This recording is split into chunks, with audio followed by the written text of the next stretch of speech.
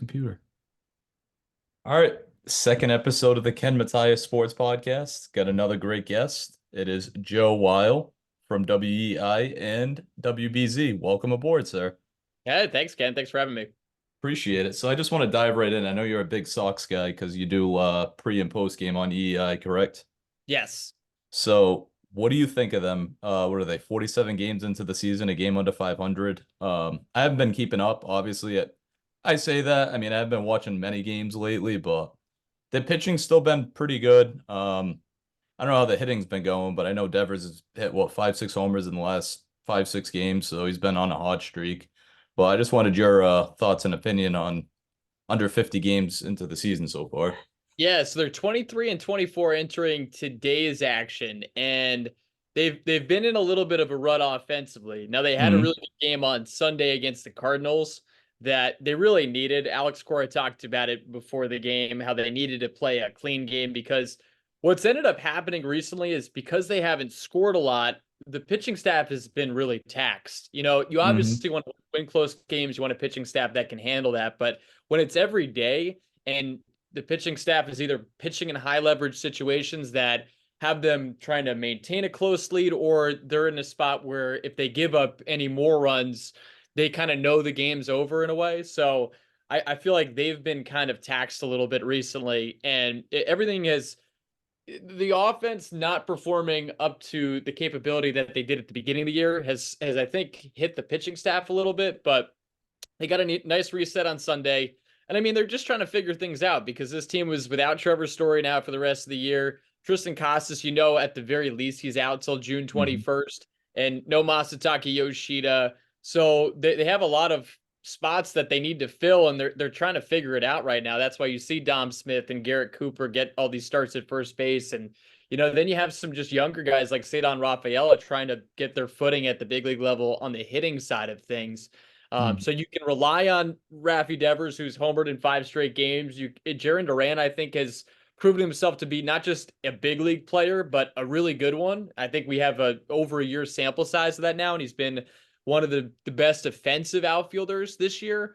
So you have him, you have Devers. Wong's been really good too offensively. So they have some nice pieces. It's just can they put it together consistently, and can they keep up within the American League? I think we all know that they're not going to win the division. Right now, the Yankees and Orioles are sort of running away with the division. But if they can get a wild card spot, I think that's still in play. So they need to continue to pitch to the way that they have, which has been being one of the best staffs in baseball, which has been a nice surprise. But the offense needs to be there. This month, it's just been a little inconsistent. But they have this big series coming up against the Rays at the Trop starting tonight. And Hmm.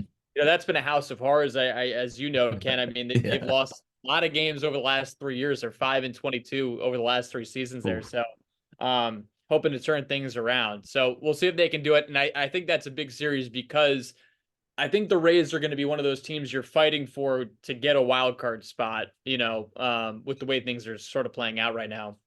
Yeah, I mean they're I think 25 and 23. Just before actually we got on here, I got the Sox website up, but I seen that they got the second best team ERA in baseball behind the Yankees. The Yankees are Yeah, like 2.81 and then the Sox are 3.03. I mean, correct me if I'm wrong, but I mean that's pretty good. You're ahead of teams like the Dodgers, the Orioles, stuff like that. I know they dealt with injuries. I mean, quick note about Grayson Rodriguez. Obviously, he's been kind of on the shelf for a little bit. But going back to the Sox, yeah, just jumping back in. I mean, Pavetta actually pitched phenomenal yesterday. I think I seen like 6 innings, 1 hit, 8 strikeouts. yeah. He allowed just one hit. It was the only blemish of the game. It was a home run. I believe if I have it right now, Lars Newpark hit the home run. So he was really good. I mean, the starting staff has been great, and I think it's funny because we all, I mean, myself included, looking at this Red Sox team, said, okay, where are the question marks? Yeah, the starting staff is like number one, and yet they've been one of the best parts of this team. I mean, the pitching Hmm. staff in general, and it's a testament to Andrew Bailey and his philosophy, and just his philosophy of finding the weakness in the opposing lineup and then to match it with the pitches that each pitcher throws, taking away the worst pitch that each pitcher throws and then pounding the zone with strikes. And that's why guys like Tanner Houck and Cutter Crawford have really taken jumps this year. And it's been fun to watch. It really has been, to turn these guys that I think we all were wondering, okay, are they starting pitchers? Can they put this together consistently in the big leagues? And those two guys specifically have. And Pavetta, I know he was hurt. Really nice to see him Hmm. go out there and shove against the Cardinals the way he did. And Bayo, I think is been a little up and down. Obviously, he was hurt too, but I think he, in the long run, he's going to be great. And now I guess the only question right now is Garrett Whitlock, because he got hurt again. And I know we're all sort of asking, okay, is being a starter the best way to use him because of the injury history? So that's sort of up in the air. But no, it's been awesome. The fact that they've been this good pitching wise, it's been a huge surprise. And thank goodness they've been so good on that front, because without that, I think their record would be even worse. Yeah, I mean, like you mentioned, Andrew Bailey, that's a huge upgrade, in my opinion, from Dave Bush. Even though I didn't know a lot about Dave Bush, I remember him playing, in the majors years back. But I think they just needed to like rejuvenate the pitching staff. Obviously, Cora is on his last deal of his contract. Is he going to stay? Is he not? I mean, I wouldn't mind them re-upping Cora because he's a player's coach. Like I know him and Devers have a connection. Devers is the last remaining 2018 World Series, champ on there. But I mean, going forward, like I say, like I'd love to have Cora and Bailey in the next few years. I mean, I don't know how long Bailey's contract is as the pitching coach, but who knows? He might have some managerial openings in the near future, depending, how good this pitching staff keeps progressing from today till the end of the season. So I don't remember him like doing super, super well with the Giants, but was he on the 100-win team a couple years ago? He Yeah, was, no, and right? he actually, Yeah. they had really good numbers, the pitching staff with the Hmm. Giants. And that's what was really impressive. He turned around careers too. So like Kevin Gossman, Hmm. a career he turned around. Carlos Rodon, I mean, and turned around might be a little dramatic, because uh Carlos Rodon had one really good year with the White Sox, but Hmm. then they didn't keep him around. The Giants get him. He has another fantastic year, and he parlays that into a 6-year contract with the Yankees for a lot of money. So he did really good work with the Giants, and that's why when it was announced that the Red Sox brought him on as a pitching coach, I thought, okay, this is great, right? Yeah. And then Hmm. you add on top of that what Craig Breslow was able to do with the Cubs. I mean, the Cubs forever, even with Theo. I mean, Theo's a Hall of Fame executive. He Yeah. he did a great job, obviously, with the Cubs and obviously the Red Sox too.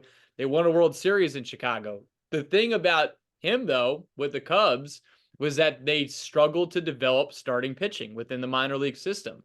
And then you bring in Craig Breslow, and what he was able to do in terms of helping the system, and cultivating arms, guys like Justin Steele, Javier Assad's been really good for the Cubs.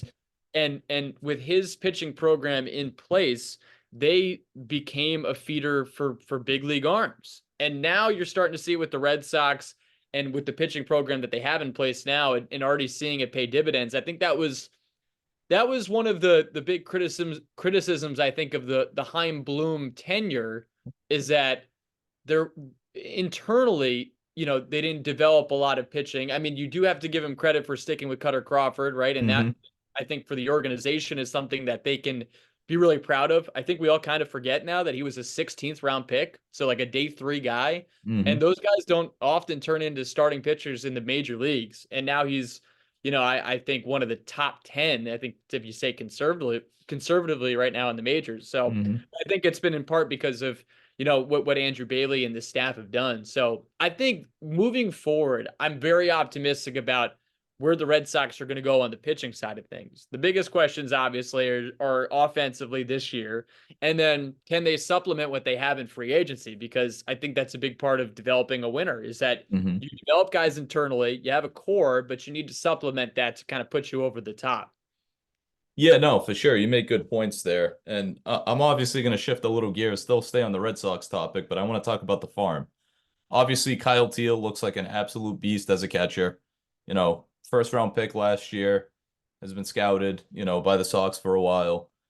I mean, what could be his ceiling, or even like Marcelo Mayer? Like, when will they see the majors? Because Mayer, I feel like he's been in the system for what, 3, 4 years? He got drafted in 2021. Yeah, Now yeah, it's and he 24. I know he's dealt with a lot of injuries, but it's like, when are we going to see the Roman Anthony's, Marcelo Mayers, and Kyle Teal up with the big league club? I mean, hopefully it's sooner than later, but yeah, I I just wanted think your opinion. Yeah, I think 2025 is probably when you do see those guys. Hmm. I just think you don't want to rush them because they're all so young. Yeah. Like it's kind of interesting because Kyle Teal went to UVA and Hmm. was an ACC Player of the Year and had this college career where he got to face ACC level pitching and of course just pitching around the nation at that level.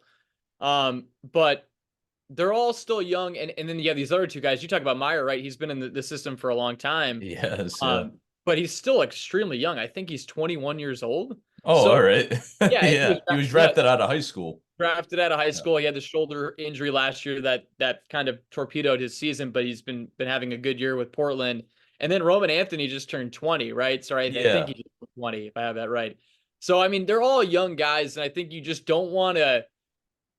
I think there is already a lot of pressure on them, and the Hmm. last thing you want to do is move them too quickly up the system that it hampers, the eventual big leaguers that they are. Because Hmm. they're so important, you want to be careful. That doesn't mean to be too conservative and never move them past Portland, but obviously you want to make sure they're ready to go, when they get to that next level. And I think they've all shown a lot of promise already in Portland, which is awesome to see. Like again, if you're going to bank your future on these guys, at least they've given you some return on investment. I mean, what Anthony did last year is again is a teenager really because he was 19. I mean, like he was awesome, and and Hmm. and credit the Red Sox for knowing that his numbers in low A weren't while they weren't great on the surface, that the under the hood stuff was really promising. That they moved him to high A, and then he just flat out dominated. And now he's in Portland. It's kind of been the same deal. Like you look at the numbers, they're not spectacular necessarily, but all the metrics tell you is that he's hitting the ball really hard. And so, that means good things are going to come in the future. Like it's going to even itself out. So I think 2025 is when you're going to see those guys. I mean, I think there's a chance you might see one of them maybe by the end of the year. But again, I think the Red Sox are going to be pretty. Cautious with it. Yeah, I think they'll just be conscious of it. And again, it's like also like you want to see where the season goes too. Hmm. Like if you don't need to push them, I mean, I hate to say this, but like if the Red Sox are out of it, do you really want to push them No. at the end of the year, or do you want to say, okay, maybe you start them off in the majors in 2025? But at the same time, I don't think a lot of people, or maybe they did, but Cedar Rafaela, he had such a great run in AAA last year after getting called up, and then it was like, okay, we gotta bring this guy up and see what we Yeah, you can't have hold him back. at the end of the season, right? So you just never know. But I like what I've seen out of all three of those guys, and I think from you ask about Kyle Teal specifically, like Hmm. it's nice that they have Connor Wong right now, and he's hitting really well, and I think there's still room for improvement on the defensive side of things because he's just not great at blocking, and the framing could use work, Hmm. but he's been great offensively. And he's played multiple positions. I think the little I've watched the games this year, he's played what, second? And I don't know about the outfield, but I think he's played a little bit of the infield too. Right, exactly. Yeah. And they have him DHing now. Like they have him playing a lot Yeah. more. They need his bat with all these injuries. So Hmm. I've really liked what I've seen out of him this year. And again, I think it's nice that you kind of know you have him. And right now you have a good tandem with him and Reese McGuire. They've actually both been throwing out a lot of base runners recently too, after kind of a slower start to the season. So you don't need to rush these guys, but obviously we're all excited to see what they can bring. Yeah. Is there a chance that those three guys stand on that topic that they will make actually like Worcester this year and play for Chad Yeah, Tracy? Or yeah, yeah, for sure. I think I'm not for sure because you never know, Yeah. but I think they'll end up making it this year. Maybe the second half of the season, like maybe Right. post All-Star break or something like that. Exactly. Yeah, I Yeah. think there's a good shot that they make Worcester this year. Cool. Yeah, so sticking, I know I'm jumbling around here, but still obviously staying on the Sox topic. What's your expectations within like from now to like the All-Star break? I know they got Tampa coming up. I don't know past Tampa who they have coming up on the weekend, but I don't know if they're returning home or They have um Milwaukee coming up this Milwaukee. weekend. Yep, they're at home.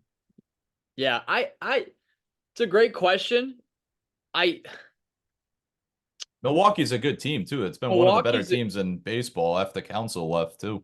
right. Milwaukee's a good team. I think it does depend on if Tristan Casas can make his way back by like the first day he can return.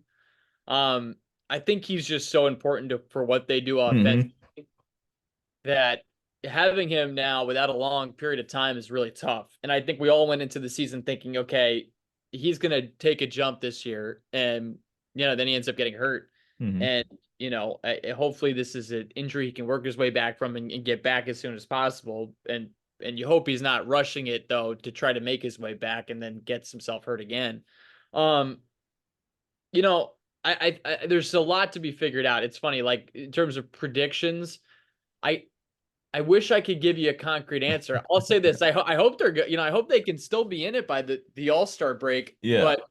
But what you might see if they're not is them dealing the guys that they have on their team, especially those back end of the bullpen guys like Chris Martin and Kenley Jansen that Hmm. at this point of their careers, They want to win for they want to sure. win, especially Kenley Jansen's talked about, how he still wants to be the guy on the mound to close out a World Series because he didn't get a chance to do that in 2020 with the Dodgers. Hmm. So, I think we're going to learn a lot about this team coming up. And again, you're right, if they're kind of middling in there, I wouldn't be shocked if they traded away those guys to get some return on investment if they decide, we probably don't have it this year, which would be the smart thing to do, and like it's a little bit different than 2 years ago when they traded away Christian Vasquez. That was And tough. That was it tough for was me to see as a fan for sure. right. And that makes a lot of sense. And I think a lot of people were, not crazy about it. Yeah, I But wasn't for sure. you got Wilyer Abreu back. Hmm. Now I think he's going to be a big part of the future here, and he looks pretty good. I mean, he can He's hit, made some defensive plays like that have right? like wowed me for sure. Yeah, he's great defensively, and like he can hit too. So that ended up being a great trade for the Red Sox. And it's one Hmm. of those decisions that GMs make, and fans might not be thrilled about it, but they're looking at it at a different lens. So Hmm. the way things are trending right now, if offensively they can't keep it up, they might get into a point where okay, you're gonna have to start dealing away some of the players that they have. But it's still in information gathering mode. I think of Dan Roach always says this, and I think it's a good point. Like you kind of figure out who you are by Memorial Day. You know, Hmm. Obviously that's coming up here in a little bit, so we'll see how this series goes against the Rays. And then the Brewers, I think the tough thing is that the schedule doesn't get a whole lot easier for the Red Sox because they got the Yankees coming up in June for the Hmm. first time, and they've obviously been one of the best teams in baseball this year. That's crazy to think about. You haven't played the New York Yankees and it's Yeah. June 1st, like right around the corner. It's like, wow. I mean, they've played the Ori. I think they played the rest of the division besides the Yankees, I'm pretty sure, up until this point. I mean, at least even a three-game series. But I mean, yeah, you mentioned Abreu. I mean, that guy that stands out from that trade for me too, obviously Abreu, but Emmanuel Valdez, he hasn't really panned out. He's always batting low average. I know he's like a spot starter, fill-in type of guy, but what's your thoughts on him? He's probably still up with the team as like a utility guy. No, he's with AAA now. He's He's with with AAA. AAA. Okay. Yeah, he's in Worcester now. Yeah, I mean, it's interesting because I think there's still something there with him. He's shown some pop with the bat, and actually, I thought he looked better defensively this year compared to last year. Like there are plays that he made this year that I think you'd kind of be holding your breath a little bit last year. But he has some power, and I think I I don't think it's completely fair to chalk it up to this. I do think there were a lot of long fly balls he hit that ended up being outs that maybe on a different, especially during like summer months, would have gone out that just didn't go out in the early part of the season at Fenway.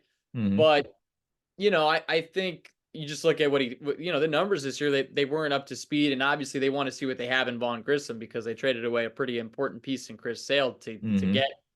get him and kind of envision him as the second baseman of the future. And as Ken, like since Dustin Pedroia, like it's been Yeah. a revolving door. Rotating, yeah, rotating door. Yeah, you're right. Yeah. Revolving door. So they've been kind of trying to figure that out, and I think they hoped Vaughn Grissom was the guy. So and Vaughn Grissom obviously gets hurt in spring training, He did.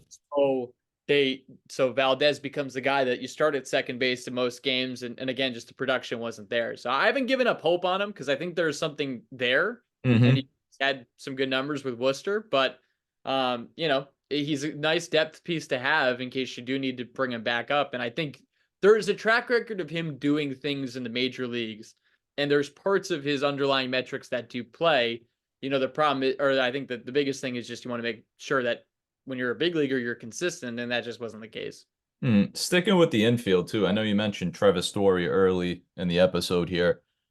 What could his future be? Could it be still the future Red Sox shortstop in 2025, or is that going to be maybe Mayer's role by time maybe next summer rolls around? I mean, if he actually makes it that, or is he going to transition to like a full-time DH or maybe switch back to second? But I know Grissom is going to be there too. Yeah, I think it's sort of a wait and see thing, right? Hmm. Because I think we've all thought, okay, you know, especially since he was signed, all right, we know we have a second baseman or shortstop of the future here for the next couple years, and he's been hurt. And I couldn't help but feel for him. You know, it's one of these deals like Chris Sale where it's like you, it's almost the worst person to get hurt because you know how much they care, Yeah. and Hmm. then they get hurt, and you could see it when Story talked about it. You know, it was, I Very think, down about it for sure. yeah, I mean, it was you could see the tears coming down his eyes. He'd worked so hard to make his way back, and you Hmm. figured, okay, offensively, maybe he'll be, you know, he'll have a groove compared to last year where they kind of rushed him up a little bit for good reason. They needed a shortstop, and you know, he just from an offensive side of things just wasn't performing up to the pre Red Sox version of him. But you know, again, you're still on the hook for him for 3 more years, so you got to find a spot for him. And he's Hmm. still, I mean, even when he wasn't hitting last year, he was so good at shortstop. So I don't know. It's kind of a wait and see thing because, you know, Marcelo Meyer has to earn his way still to the major leagues, right? Yeah. So you can't make the declaration that, okay, he's just the shortstop of the future if he hasn't quite gotten there production wise Hmm. yet. It's great. And I think he will be. But, you know, it's still kind of a wait and see thing. But yeah, it's one of those long-term questions that the Red Sox obviously will have to figure out as time goes on here. And it's an interesting thought experiment, but it's one of those let's kind of get there before we have to make it. You know, you don't want to count your chickens before they hatch with Yeah, respect yeah, to yeah. the fire part of it, but also the story part of it of just being healthy and getting through maybe even like another spring training. Hmm. And I know you, like I mentioned earlier, you do like the pre and post games for EI, which give you kudos on that. That's awesome, taking these fans calls and stuff like that. But I want to see, I know you talked to Joe and Lou a lot and Will. What's all their opinions about the team so far, this season, seeing they're doing the broadcast on the radio? Yeah, I mean, I don't want to speak for them necessarily Yeah. because they you know they obviously when you listen to the games they give their opinions. I Hmm. mean, you know, I thought Lou, you know, I thought Lou, he put a tweet out about this at the beginning of the season. You know, people's expectations were pretty, you know, I think coming into the season, especially with the lack of moves in the offseason, were Hmm. pretty you know, I know the expectations weren't high necessarily, but I thought that I think something that they say a lot that I do agree with is like you might be frustrated about the way the offseason went, but at the same time, like these guys care. Hmm. You know, I think there's a lot of promise with a lot of these young guys. The pitching's been way better as we've talked about. So Hmm. I think that one thing they preach, which I think is a good thing to preach, is like, you know, again, you might be frustrated with the way things went, but this team is one that cares. That I think they're still worth being invested in, especially if you're a Red Sox fan and you know you still love baseball. And you know, when the Celtics when their playoff run, however it ends, if it's a championship or I you know, hope so. or imagine you know for some whatever reason losing in the I'm conference hoping finals so. to the Pacers. No, no, no, not Yeah. again. The Bruins is So already too much as it is. yeah, right. So you know, they're going to be there in the summer months. And again, I think there's Hmm. reasons to be bought in, even if, even if again, you were upset about the way the offseason went. So I think that's what they would say. Again, I don't want to necessarily speak for them because, Yeah, but I know uh, you communicate them pretty often or yeah, whenever you do the coverage on the Sox and stuff. right. So sometimes you're in the booth too, I want to say, right? Yeah. Yeah. So that's cool being up in front with those guys, former player and Joe the legend. So um yeah, I mean, you talked about the beginning of the season, they split, I believe, with Seattle the first four. Did they sweep the Angels? They won two out of the three, or they They swept the won. Angels? Yep. Yep. 2 out of 3. Yep. Two out of three. I mean, they had a strong beginning, and then all of a sudden they come home play Baltimore. It just started kind of fading away slowly but surely. They're playing different teams and they're playing a little NL teams as well. I mean, I think they ended up beating what the Pirates two out of three too early last month. Yeah. They played well against the Pirates. I'm trying to remember if I think they swept that They, series. they might have swept that series, yeah. I wish I had it in But front of me right now. Now, they all end up. I'm pretty sure well, hold on. Pretty sure they swept that series. Yep, they swept that series, and then yeah, I mean they were playing some good ball. They took 2 out of 3 against the Cubs, 2 out of 3 against the Giants, and hmm and then they ended up heading to Minnesota, and it was lost 3 out of 4 or 2 out of 3. yeah, and they lost 2 out of 3 there. I mean, that was when Minnesota was the hottest team in baseball. I mean, hmm they were 18-13. I think that's the big takeaway is that they were 18-13. The pitching was great, and they kind of it seems like it happens a lot in sports where like when a star player goes out, the team initially does a nice job filling in the gaps, Rebounding.